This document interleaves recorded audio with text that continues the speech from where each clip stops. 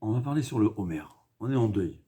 C'est quoi? C'est que depuis Pessah jusqu'à l'Agba Homer, quand l'Agba a dit que Rabbi Akiva, il y avait 12 000 couples d'élèves. Très intéressant parce qu'on ne peut pas étudier tout seul. La Torah, c'est pas possible tout seul. Tu es obligé d'être à deux. Et ils sont tous morts dans cette période-là d'une épidémie. Pourquoi ils sont morts? Shelo nahagu kavod zebazé. Ils ne se respectaient pas. Et c'est écrit que la Torah, elle était vide, jusqu'à que Rabbi Akiva, parce qu'il faut comprendre, dans le temps, la Torah, elle était orale. Rien d'écrit. Rabbi Akiva, apparemment, c'était le dernier qui restait de la génération d'avant. C'était le seul qui connaissait tout par cœur, qui toute la Torah. C'est lui qui avait transmis la Torah à 24 000 élèves. Et à partir d'eux, c'était l'enseignement. Ils sont tous morts. Et Aya Olam Shemem, ça veut dire si c'était resté à ce stade-là, aujourd'hui on n'aurait plus de Torah. Torah orale. On aurait eu le Chumash et encore. Jusqu'à que Rabbi Akiva est parti chez 5 élèves, 5 nouveaux élèves. C'est écrit que déjà avant ils étaient un peu Talmidei Chachamim. Dans Rabbi Shimon, Rabbi Yehuda, je ne me rappelle pas les noms, les 5, ouais. Le plus grand connu c'est Rabbi Shimon Bar Yochai. Il leur a enseigné la Torah, et en réalité c'est toute la Torah qu'on a aujourd'hui. Il faut savoir toute la Gemara, toute la Torah. Kulhu, c'est les élèves des Rabbi Akiva selon Rabbi Akiva. Ce fait Rabbi Akiva, c'était un des maillons principaux de la transmission de la Torah. Sans lui, il n'y aurait rien eu. Et s'il n'a pas enseigné ses 5 élèves, si après la mort de 24 000 élèves, il aurait été découragé, il ne serait pas repris en main, aujourd'hui, ça aurait été la catastrophe. Mais, imaginez-vous ce qu'il avait. Il avait, à mon avis, si on calcule, au moins 70 ans. Ouais. Parce qu'il a commencé à 40 ans, 24 ans, le temps qu'il fasse ses élèves et qu'ils sont morts, c'était au moins 70 ans. Donc il avait 70 ans, ou 80 ans, je ne sais pas quel âge il avait, tout mort, il recommence à zéro. Et grâce à lui, on a la Torah aujourd'hui. Et donc on est en deuil. Il faut savoir, dans le peuple juif, on ne fait pas de deuil sur le passé. Enfin, un deuil sur le présent. C'est-à-dire qu'en principe, aujourd'hui, encore on manque. Parce qu'imaginez-vous, toute la Torah qu'on a aujourd'hui, c'est grâce à 5 élèves. Quelle Torah on aurait eu s'il y avait 24 000 élèves? C'est pas seulement la Torah. Dans le monde, il y aurait plus de prospérité. Il y aurait plus de bien. La Torah, plus elle est grande, il faut comprendre une chose, quand on étudie la Torah, quand il y a de la Torah, c'est du bien pour tout le monde, pour toute la planète, pour tout l'univers, même pour l'univers métaphysique, même pour les malachim. On aurait été dans un monde beaucoup mieux. Donc quand on est en deuil, on marque le deuil sur ce qui nous manque actuellement, 2000 ans après, environ, ouais, 2000 ans après, il nous manque de la Torah. On a dit qu'Avraham Avinu, il avait, je ne vais pas dire des bêtises, mais 600 pérèques dans Maseret Avodah Zarah, ou 60, enfin, la Maseret Avodah Zarah de Avraham Avinu, elle était 10 fois plus grande que la nôtre. On n'a aucune idée, là, comment elle raconte dans Maseret Yevamot, que Brouria, je prends de mémoire, Brouria, la femme de Rabbi Meir, était capable d'apprendre 300 leçons de Torah par jour, et elle a appris sur les mamzerim, je sais pas, sous les kahal, pendant des mois, elle avait appris. Imaginez-vous, c'est-à-dire sur un sujet qu'aujourd'hui on n'a aucune idée de ce que c'est. Au fait, Brouria, Rabbi Yochanan nous témoigne qu'elle avait appris ce qui est peut-être l'équivalent de tout le chasse qu'on a aujourd'hui. Imaginez-vous la grandeur de la Torah. Et donc, on est en deuil parce que ça nous manque. Et pourquoi ça nous manque? Ils ont été tués. Pourquoi ils sont tous morts? La pire des avérotes. Le Nahagu Kavod Zebazé. Qu'est-ce que c'est le Nahagu Kavod Zebazé d'abord? Qu'est-ce que nous on a l'impression? Ils se moquaient l'un de l'autre. C'était des grands tzadikim. C'était l'équivalent de Rabbi Shimon Bar Yochai avant qu'il soit dans la Mera. Et comme on a dit, c'est pas qu'ils ne se respectaient pas suffisamment. Comme une fois on l'a déjà dit, quand je dis que quelqu'un ne sait pas parler, alors si c'est un enfant de 2 ans, ça veut dire qu'il ne sait pas encore dire baba. Mais quand c'est le grand rabbin de France, ça veut dire qu'il ne parle pas aussi bien que le Rav Sitruk, c'est ce que je veux dire. Quand Chachamim nous disent qu'ils ne se respectaient pas, ça ne veut pas dire qu'ils ne se respectent pas comme nous on comprend. Qui se faisaient l'un et l'autre se moquer de l'autre, chas vechalom, chas vechalida, c'est pas possible parce que c'était eux. Et Reb Chaim Shmulevitch dit encore pire. Il dit Rabbi Akiva, hein, c'était un rave. Dans le temps, le rave, il ne se gênait pas de reprocher les élèves. Au contraire, les élèves disaient merci au rave quand il le reprochait. Rabbi Akiva lui-même, il a dit quand j'étais, il recevait des coups. Je ne sais pas pourquoi, mais en tout cas, il dit je recevais des coups. Parce qu'il y avait quelqu'un qui allait me délater, il allait me dénoncer. Il disait Rabbi Akiva, aujourd'hui, je l'ai vu, il n'a pas étudié comme il faut. Le Rav, il venait lui donner des coups, 40 ans, 45 ans. Et il dit je le remerciais. Pendant le temps, le Rav, il reprochait. Donc si Rabbi Akiva avait remarqué le moindre manque de respect entre ses élèves, il leur aurait refait la reproche. Donc au fait, c'était un manque de respect qu'il n'y a que Akadosh Baruch Hu qui pouvait voir. Et d'ailleurs, ce que je me souviens, je n'ai pas retrouvé le Midrash, mais ce que je me souviens, que comme ça on disait quand on était jeune, il ne se saluait pas le matin. Ouais. C'est-à-dire que moi, elle dit qu'il faut saluer, toujours le premier à saluer. C'est quoi? C'est un manque, ça montre combien je te respecte. Je salue le premier. Comme elle dit que Rabban Yochanan Ben Zakkai, personne au monde ne l'a salué le premier. Il a toujours été le premier à saluer, même nos Rui Bachouk, même les gens dans la rue qui ne connaissaient pas, des goyim qui ne connaissaient pas, il saluait le premier, parce qu'il fallait, c'est pas. C'est-à-dire, on a exigé des élèves de Rabbi Akiva, hein, pas le fait qu'ils ne s'honoraient pas comme des rois. Son propre chat, il dit que votre Rav, Alecha Keshelcha, l'honneur, ou même mieux, comme ton Rav. Ce qu'on a reproché aux élèves de Rabbi Akiva, c'était un manque de respect envers leur ami, un manque tellement petit que Rabbi Akiva n'avait pas remarqué. Le Rav, qui était Rabbi Akiva, la plus intelligente des personnes sur Terre, en tout cas, tel qu'on nous raconte, tel que le Chachamim nous décrit, il n'avait pas réussi à remarquer ce manque de respect. Et pourtant, décimé, 24 000 élèves, la Torah décimée, comment on comprend ça? Demande Baron Kotler, comment c'est possible? Que se passe-t-il? Comment ça se fait que Hachem, il anéantit 24 000? C'est comme si tu dis tout le monde des yeshivot, tout le monde des yeshivot, il se détruit. Plus rien, ça y est, il n'y a plus de Torah. Pourquoi? Il manquait de respect. Quel manque de respect? Un manque de respect au microscope. Il fallait un microscope pour le pouvoir le voir. C'est beaucoup, quand même. Comment ça se fait? Je vois a priori qu'il n'y a plus de Torah. Expliquerait Baron Kotler. Quand il y a un manque de respect, parce qu'il faut comprendre dans le temps, c'était la transmission de la Torah. La transmission de la Torah, c'est oral, c'est pas écrit. Un homme ne peut pas lire toute la Gemara et comprendre. La Torah, c'est vivant. C'est Torah chez Birtav, c'est Torah chez Béal. On parle pas de la Gemara, elle dit Torah chez Birtav, Mounechet Bekeren Zavit. Elle est dans un coin, chacun peut venir étudier le Chumash. Aujourd'hui, la Gemara, traduire la Gemara, tu n'as pas besoin de Rav. Tiens, à scroll, traduction, pas de problème. Ouais. Mais la Torah orale, qui est la compréhension profonde. Dans le temps, il n'y a pas de Gemara, c'était la Gemara. Aujourd'hui, la Torah orale, c'est la compréhension de la Gemara, réelle de la Gemara. Ouais. Dans le temps, la Torah orale, c'était la compréhension du Chumash, toute la Gemara qu'on a. Aujourd'hui, c'est écrit, mais c'est écrit. C'est les bases, c'est comme une braise, dit le Ramchal. Mais on a encore besoin de la Torah orale pour raviver la braise, pour en faire un feu. Et la Gemara, elle dit, dans ma Sechet, j'ai oublié, que la Gemara, elle dit, Torah chez Birtav, mon echad vekar David. Mais la Torah chez Béalpé, t'as besoin d'un arabe. Qui a étudié un arabe jusqu'à Moshe Rabbeinu. C'est-à-dire, quand j'ai appris chez mes rabbanim, je sais que c'est une tradition qui remonte jusqu'à Moshe Rabbeinu. Comment comprendre une Gemara? Ça se développe, ça change, mais c'est la base, c'est transmission orale de Rav en élève. C'est ça la Torah. C'est impossible autrement. Donc, dire le Baron Kotler, il manquait de respect, qu'est-ce qui serait passé? On aurait une Torah 1000 fois plus grande que la Torah actuelle. Mais une Torah un peu faussée.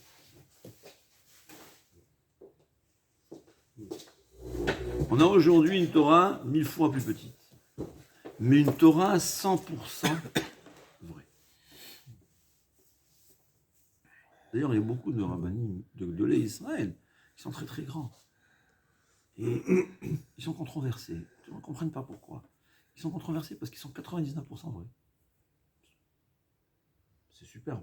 Je dis une fois à un élève, il a une grande qualité. Une fois sur 10, il dit la vérité. Ouais. Des gdolim, il ne faut pas croire. C'est des gdolim, c'est des grands, c'est des tzadikim, c'est tout ce que tu veux. Les élèves de Rabbi Akiva, c'est des grands tzadikim. C'est possible que c'est des gens qui pouvaient ressusciter les morts, comme la qualité de Touémora ou Toutana. Mais ils avaient un petit. C'était 99,99% vrai. Ce manque de respect provoquait petite erreur dans la Torah. Ces petites erreurs dans la Torah, on aurait aujourd'hui une Torah 1000 fois plus grande, mais un peu faussé. Akadosh Baruch Hu, Rav il dirait toujours, on a du parchemen tahor. Hachem, il veut une petite fiole d'huile tahor plutôt que des centaines de litres, comme ci, comme ça. On préfère une Torah transmise par 5 élèves, mais pure et 100% vraie, qu'une Torah transmise par 24 000 élèves, mais pas 100%, je dirais même pas 99, encore plus que 99 pur. Un peu, il manquait un peu de respect. Et pourquoi? Comment ça se fait que c'est comme ça? En quoi le fait du manque de respect provoque que cette Torah elle est faussée?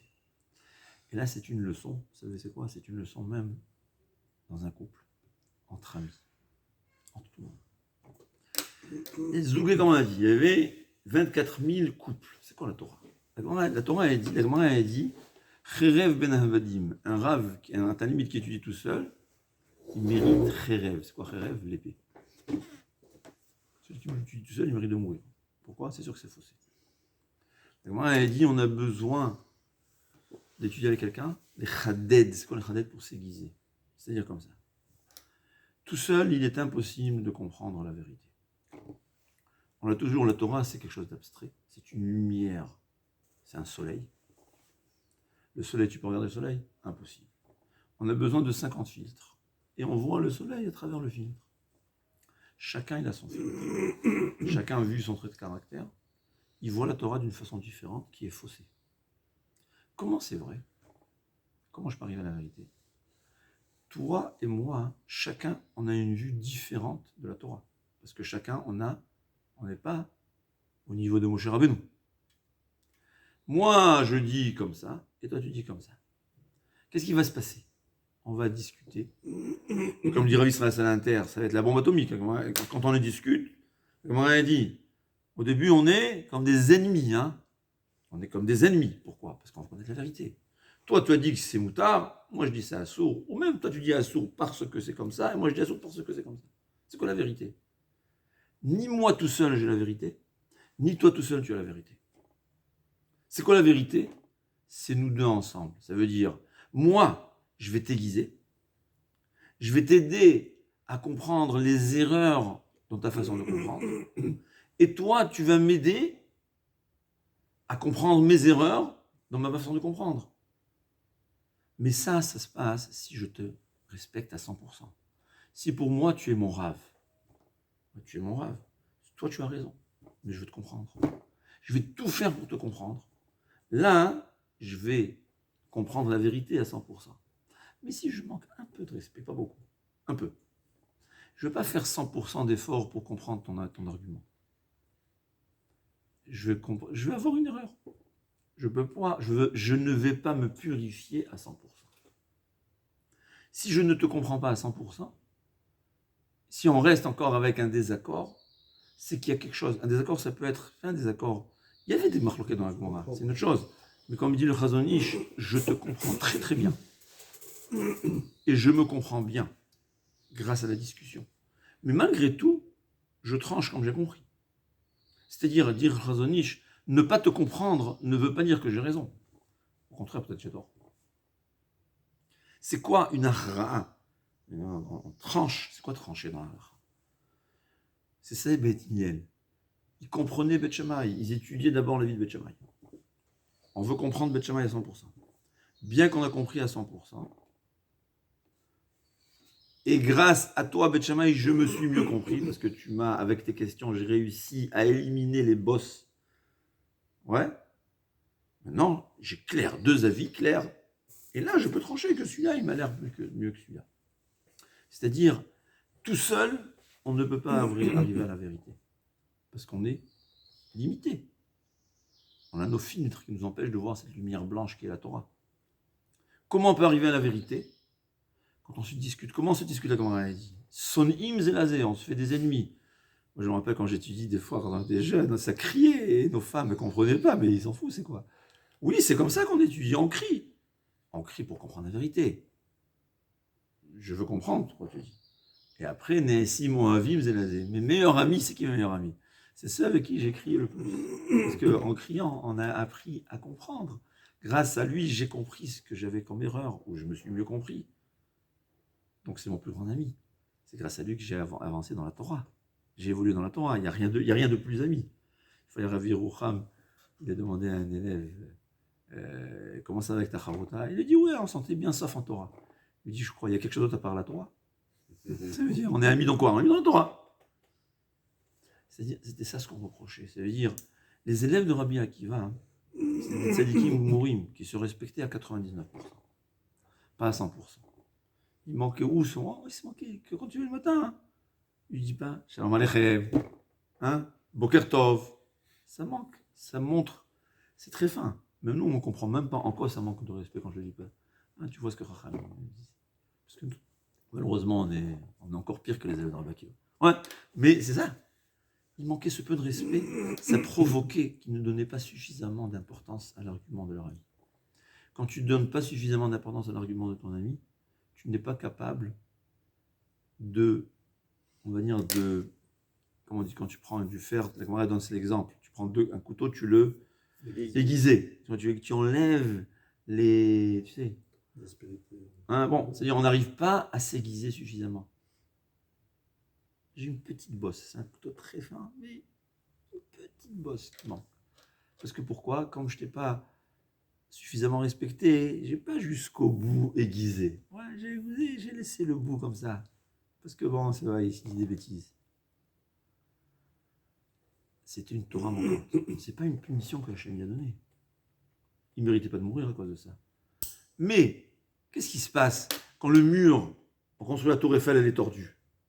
Il n'y a rien à faire, il faudra casser. Si les fondations ils sont tordues, la tour Eiffel va tomber. On ne peut pas. Hachem, il n'y avait pas le choix. Il n'y avait pas le choix.